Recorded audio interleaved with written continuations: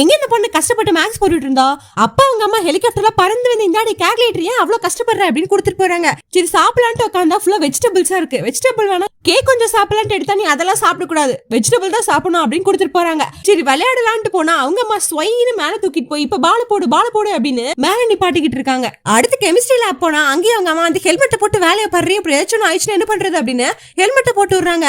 இதை பார்த்து அடுத்த நிமிஷம் ஐயோ என்னால தாங்க முடியலையே அப்படின்னு அங்கிருந்து அந்த பொண்ணு குடு குடு குடுன்னு ஓட ஆரம்பிச்சிருச்சு.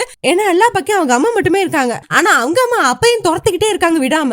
அப்படி வந்துட்டு இருக்கும்போது மரத்துல மாட்டிக்கிறாங்க. அந்த பொண்ணு திரும்பி பாக்குது, ஐயோ அம்மா மரத்துல மாட்டிக்கிட்டாங்க, நம்ம போய் காப்பாத்தணும் அப்படின்னு குடு குடு குடுன்னு மேலே ஏறுது. அப்ப டக்குன்னு கீழே வந்துருது. ஐயோ அப்படின்னு அவங்க அம்மா பதறாங்க. ஒன்னும் பயப்படாதம்மா, நான் உன்னை காப்பாத்துறேன் அப்படின்னு மேல போய் அவங்க அம்மாவை எப்படியோ காப்பாத்தி கீழேயும் கூட்டிட்டு வந்துடுறாங்க. அதுக்கப்புறம் அவங்க அம்மாவுக்கு நம்பிக்கையே வந்துருச்சு, இனிமேல் நாம நம்ம பொண்ணுக்கு தேவையில்லை, அவளே அவளோட வாழ்க்கையை பாத்துப்பா அப்படின்னு. இந்த மாதிரியே உங்க அம்மாவும் இருந்தாங்கன்னா கமெண்ட்ல ஒரு ஹாட்டை தட்டி விடுப்போங்க. நெக்ஸ்ட் சந்திப்போம். தடா பை.